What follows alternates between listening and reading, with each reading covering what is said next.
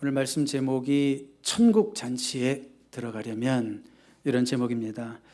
여러분 천국 잔치에 다 들어가기 원하십니까? 네, 그러면 오늘 말씀에 한번 귀 기울이시기를 바랍니다. 오늘 본문에서 예수님은 이제 천국 잔치의 비유를 말씀하십니다. 여러분 1절 보시면 예수께서 다시 비유로 대답하여 이르시되, 자, 비유가 뭘까요? 패러블이라고 써 있죠.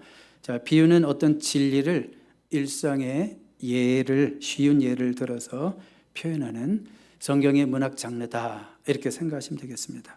자, 그런데 비유에는 비밀이 있습니다. 비유에는 어떤 비밀이 있냐면, 비유를 알아듣는 자에게는 비유가 레벨레이션, 계시가 되지만 비유를 알아듣지 못하는 자들에게는 비유가 리들, 수수께끼가 됩니다.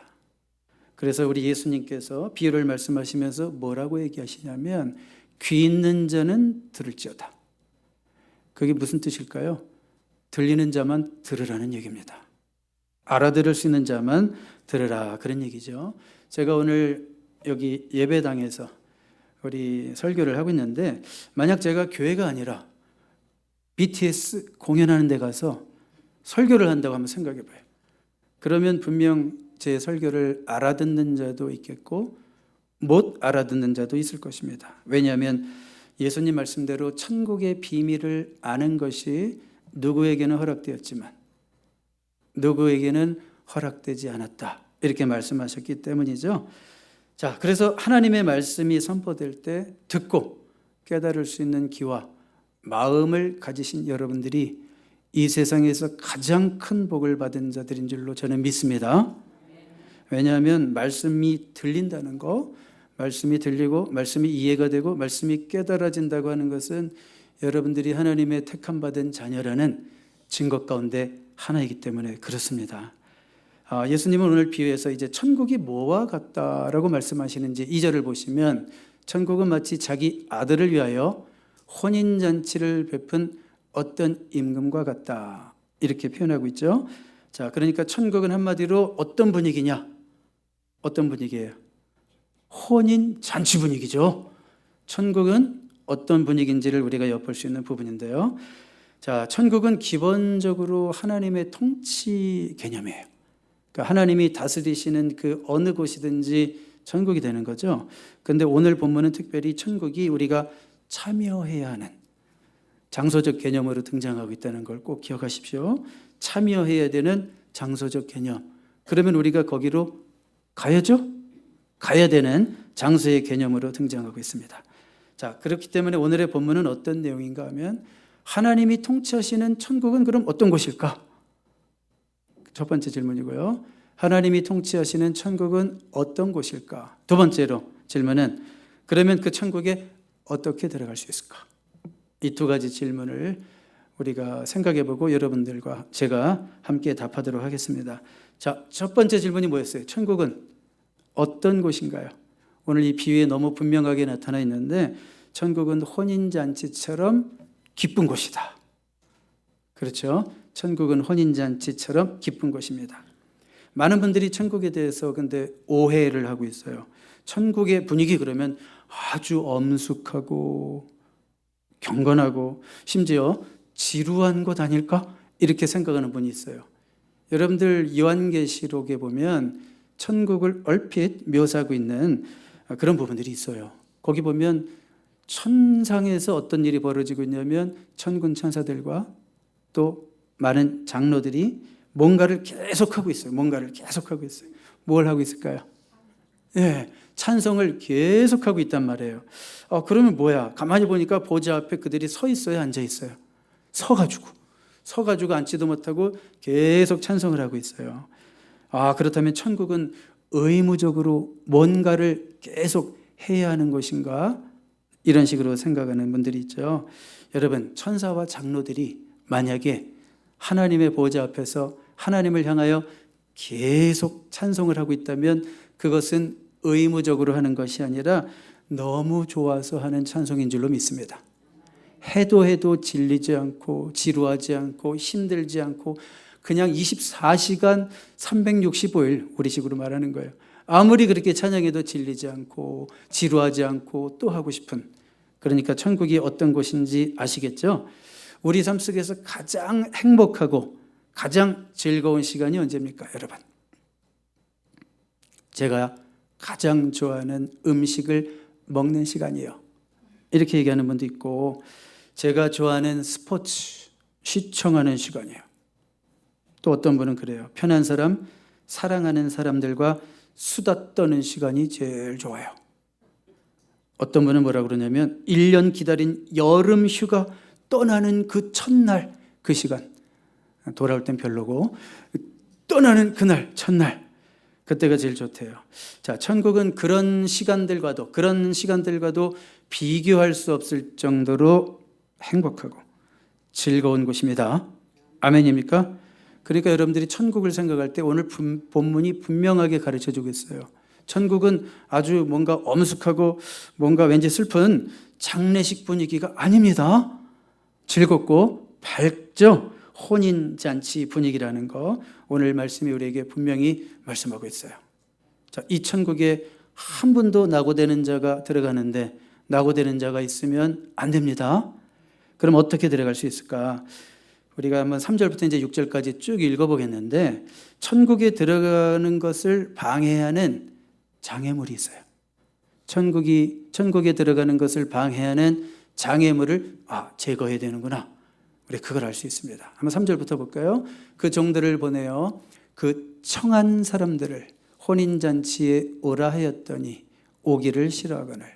이미 청한 사람들, 그 당시 사회에서는 초대가 2번에 걸쳐서 이루어졌어요.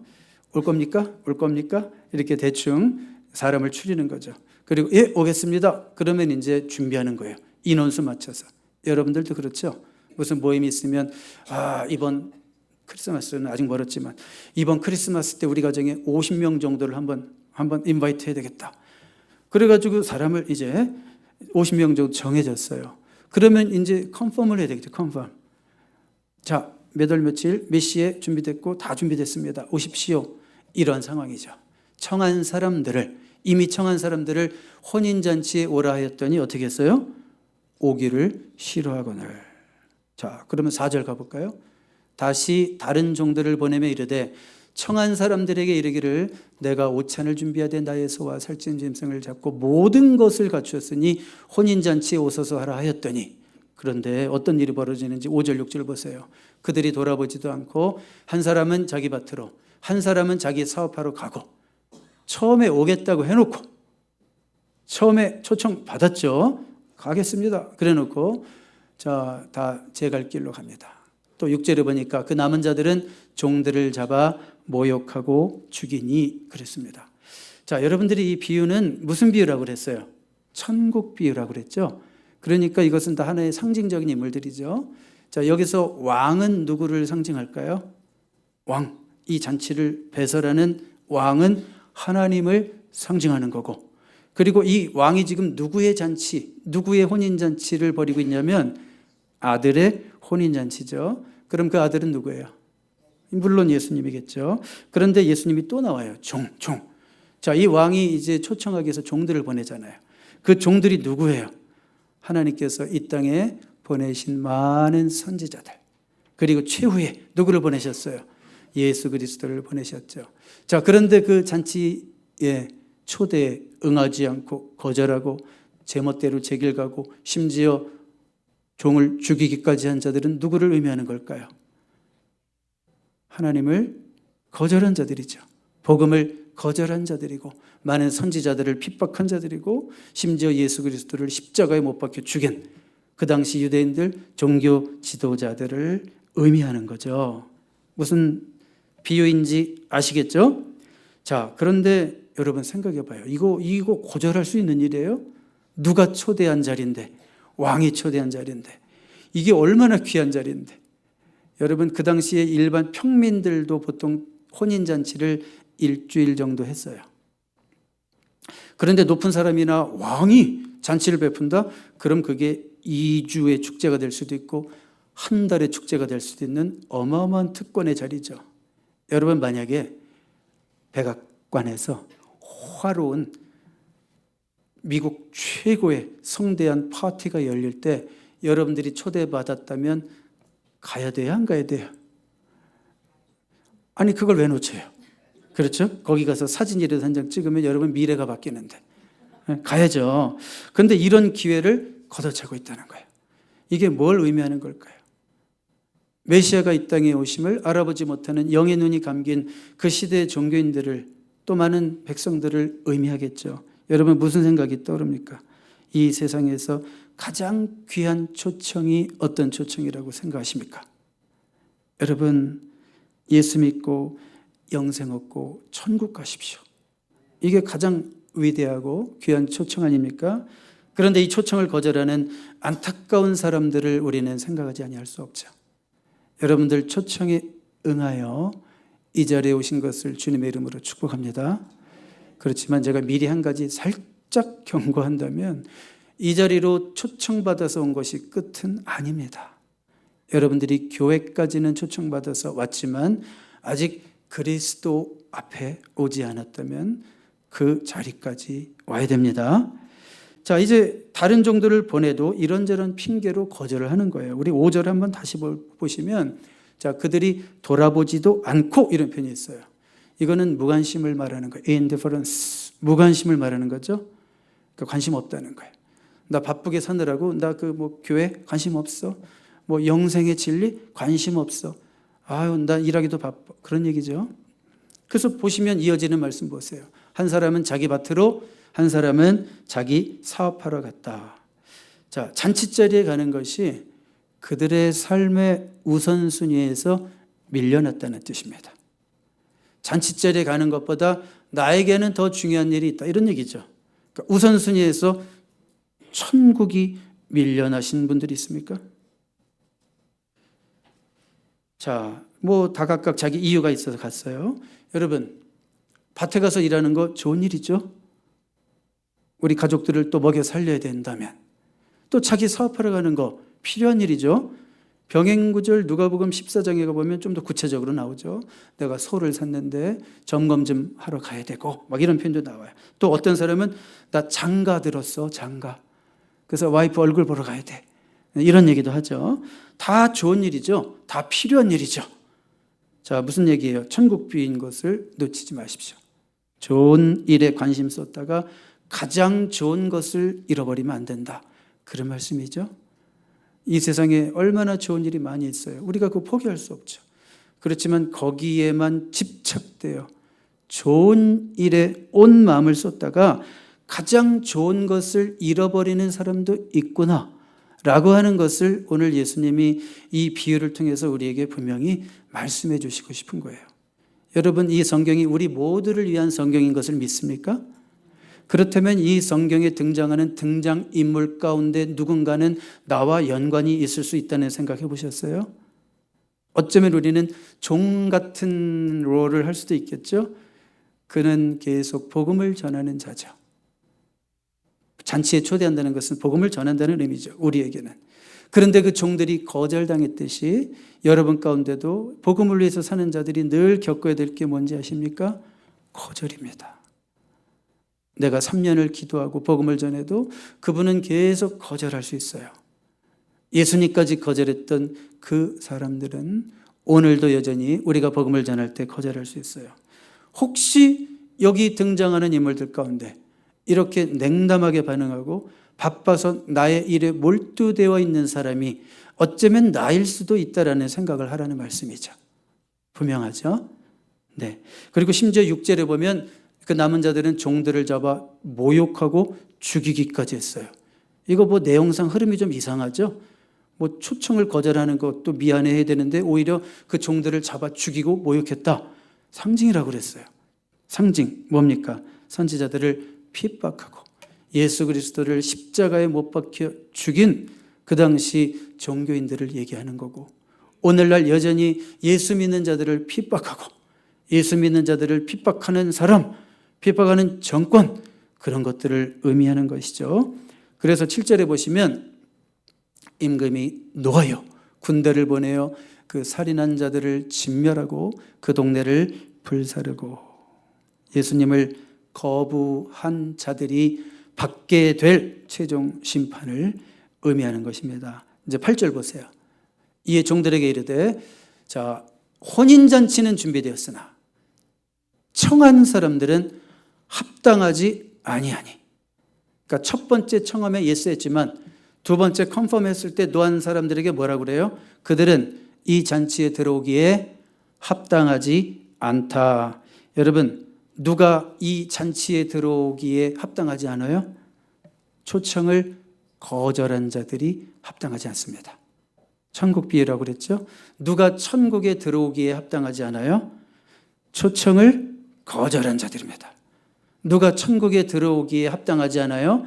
불순한 자들입니까? 삶이 불량한 자들입니까? 도덕적으로 죄가 많은 자들입니까? 아니요.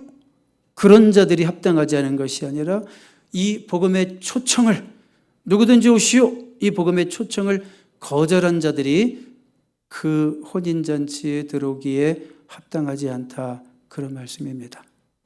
분명합니까? 자, 그러면 이 잔치에 들어가지 못하게 한 장애물이 뭐였습니까? 질문을 바꿔보죠. 우리를 천국에 들어가지 못하게 하는 장애물은 무엇일까요? 여러분 가운데 노골적으로 예수 믿는 자를 핍박하는 자가 있을 수가 없죠, 이 자리에. 우리는 어떤 걸 생각이 되겠습니까? 혹시 나는 예수님을 내 삶의 우선순위에서 저 사이드로 밀어내고 있지는 않은가? 우리는 신앙생활을 한다고 하지만, 우리는 종교란에 기독교라고 당당하게 쓰긴 하지만, 어쩌면 우리는 신앙생활을 마치 액세서리처럼 나의 필요에 따라서 왔다 갔다 붙이고 하는 자들은 아닐까 돌아보라는 것이고요. 천국에 들어가는 것을 방해하는 장애물은 반드시 어떻게 된다? 제거해야 된다. 천국을 들어가지 못하게 하는 방해물은 반드시 제거되어야 한다. 그런 말씀인 줄로 믿습니다. 자, 천국에 어떻게 들어갈 수 있어요? 방해물을 제거해야 되고, 한 가지 더 있어요. 근데 천국 잔치에 들어가기 위해서는 예복을 입어야 합니다. 자, 우리 9절 10절로 이제 가겠습니다. 자, 이어지는 내용. 처음에 두 번 컨펌까지 하려고 했었던 결국은 다 가버렸어요. 그러니까 이제 처음 초대한 자들이 오지 않자 왕은 종을 길거리로 보내서 누구든 초대하고 있는 상황이에요. 내 거리 길에 가서 사람을 만나는 대로 혼인잔치에 청하러 오라 한데, 종들이 길에 나가 악한 자나 선한 자나 만나는 대로 모두 데려오니 혼인잔치에 손님들이 가득한지라. 여기 보시면 누구든, 영어에 보면 anyone이라고 그랬고요. anyone이라고 그랬고요. the bad as well as the good. 뭐 사람을 가렸다는 거예요, 안 가렸다는 거예요? 봐가면서 너는 와라, 너는 잔치에 오지 마라, 이런 게 없죠. 누구든지 그냥 다 초대했습니다. 여러분, 병행구절 누가복음 14장 21절에 보면 그 안에 누가 또 들어왔냐면, 종이 돌아와 주인에게 그대로 구하니 이에 집주인이 놓아요 그 종에게 이르되 빨리 시내 거리와 골목으로 나가서 가난한 자들과 몸 불편한 자들과 맹인들과 저는 자들을 데려오라. 자, 여기 보십시오. 여기 가난한 자, 맹인, 저는 자, 이들은 당시 유대인들이 생각할 때 혼인잔치에 절대 들어올 수 없는 자들입니다. 이해가시죠? 혼인잔치에 그 당시로서는 절대 들어올 수 없는 자들이에요. 자, 그런데 그들이 다 초대됐습니다. 이것이 복음입니다. 그렇죠? 주님이 배설하시는 천국잔치에는 누구나 예외 없이 들어올 수 있다. 그런 말씀입니다. 그래서 복음은 누구에게나 전할 수 있는 거고요. 또 누구나 그 초청에 응답할 수 있는 겁니다. 자, 그런데 문제가 생겼어요. 이렇게 초대받은 자 많은 사람들 중에 한 사람이 무엇을 입지 않고 들어왔다고요? 예복을 입지 않고 들어왔대요. 한번 11절, 12절, 13절 얘기인데, 그래서 결국은 쫓겨났다, 그런 얘기예요. 임금이 손님들을 보러 들어올 때 거기서 예복을 입지 않은 한 사람을 보고 이르되 친구여 어찌하여 예복을 입지 않고 여기 들어왔느냐 하니 그가 아무 말도 못하거늘. 13절 여러분들이 한번 읽어주세요. 임금이 사원들에게 말하되 그 손발을 묶어 어두운 데 내던지라. 거기서 슬피 울며. 참 슬픈 얘기죠. 그리고 조금 이상하다고 느끼는 분들이 정상입니다. 아니 뭐 갑자기 초대받은 자가 뭐 예복을 뭐 준비할 시간이나 있었겠어요? 갈아입을 시간이나 있겠어요? 이런 생각을 하게 되죠. 그런데 그것은 우리가 그 시대의 상황을 몰라서 하는 얘기고요. 핑계할 수 없는 것이 그 당시 고대 근동 지역에서 부유층이나 심지어 왕실에서 잔치를 배설할 경우 초대 손님들에게 예복을 다 선물로 줍니다. 미리 주기도 하고, 그리고 들어올 때 탈의실이 있다고 생각하시면 돼요. 여기 예복이 있습니다. 그럼 입고 들어야 되는 거죠. 그러니까 즉석에서 옷을 입고 그 잔치 자리를 빛나게 해야 되는 것이 그 당시의 예법인데, 지금 오늘 본문에 보면 오직 한 사람이 예복을 안 입었다고 그랬어요. 여러분 생각해 봐요. 많은 사람들이 다 예복을 입었는데 혼자 딴 옷을 입고 있어요. 그러면 눈에 띄어야 안 띄어요? 아주 분명히 띄죠. 그 말은 뭐냐면 다른 사람들은 지금 다 예복을 입었다는 거예요. 그렇죠? 근데 이 한 사람만 예복을 안 입었어요. 그래서 12절 보시면 왜 예복을 입지 않고 들어왔느냐 했을 때 그가 할 말이 없었다는 거예요. speechless 돼 있죠? 할 말이 없는 거예요. 유구무원입니다. 왜요? 분명히 예복도 주었고 갈아입을 시간도 주었고 충분히 주었는데도 안 입고 들어온 거죠. 자, 중요한 질문은 뭘까? 여러분, 여기서 예복은 뭘 의미할까요?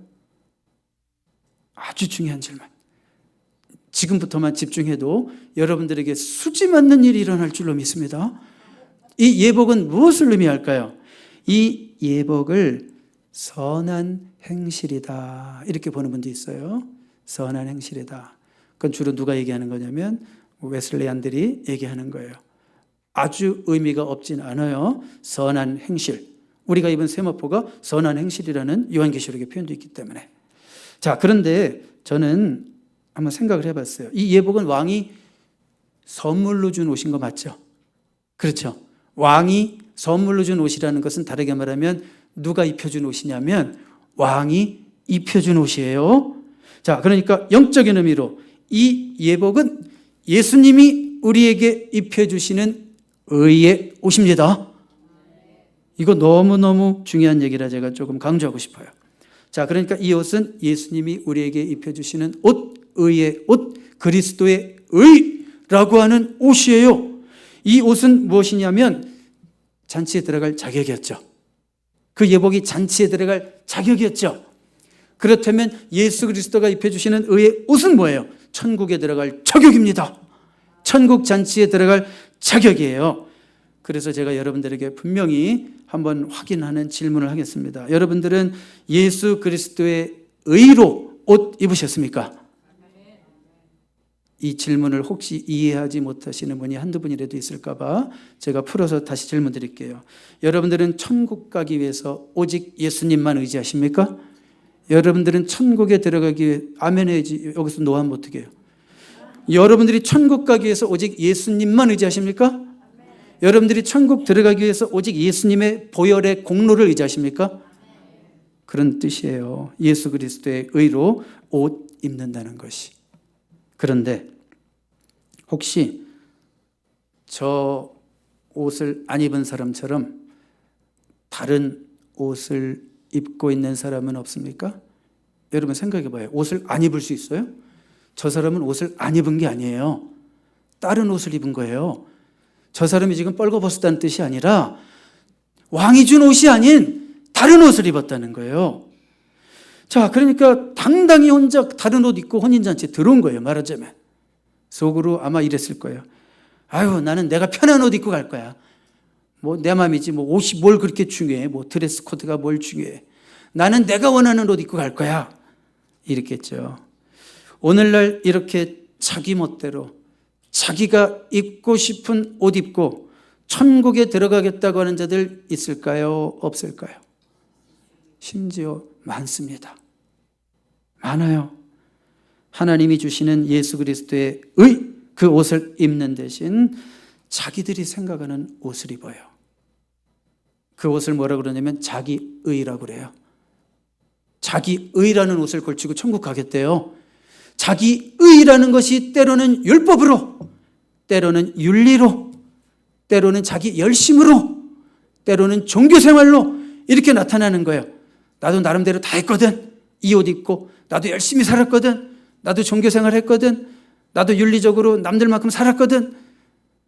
자기 의라는 옷을 입고 천국에 가려고 하는 자들이 있어요.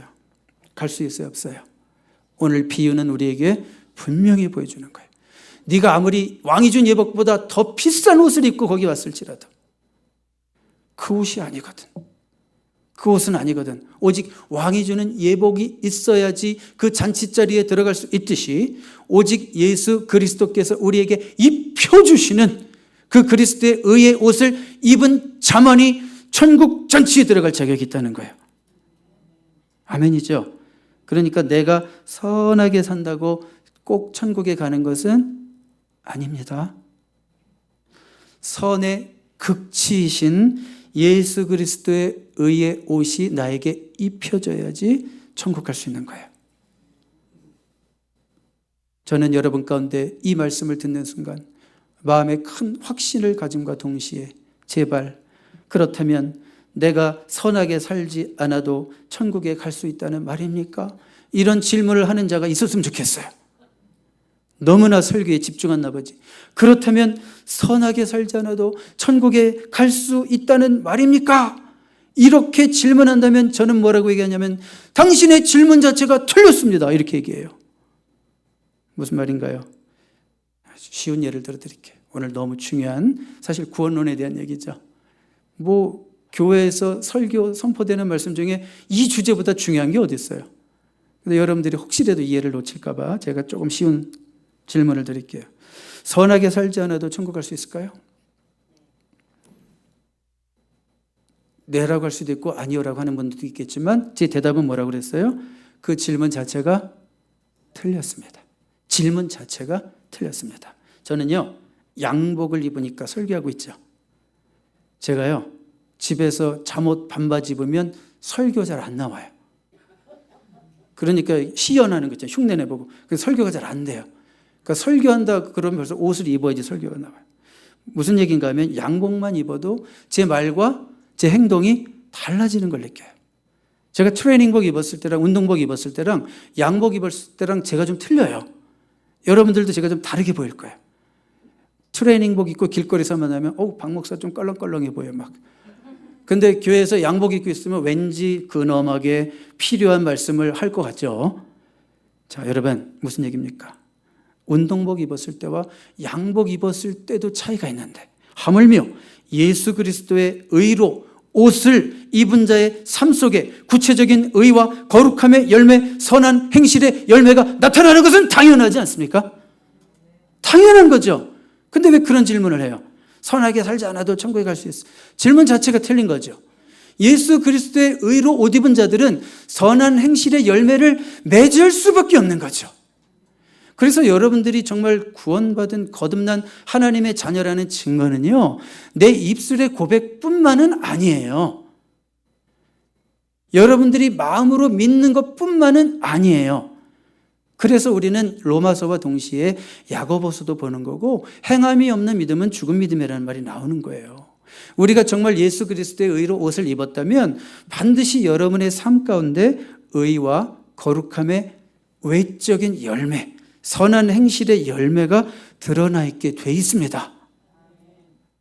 그런 의미에서 정말 저분이 예수 믿는 자일까? 구원받은 자일까? 정말 내가 예수 믿는 자일까? 구원받은 자일까? 그 질문에 우리가 답하기 위해서는 여러분들의 삶을 보여야 되는 거예요. 의의 옷을 입은 자의 삶의 결과가 있는가를 봐야 되는 거예요. 저와 여러분이 다 그런 열매를 지금 맺고 살아가는 분들이신 줄로 믿습니다. 말씀을 정리하겠습니다. 결론입니다. 천국은 혼인잔치의 자리처럼 어떤 곳이다?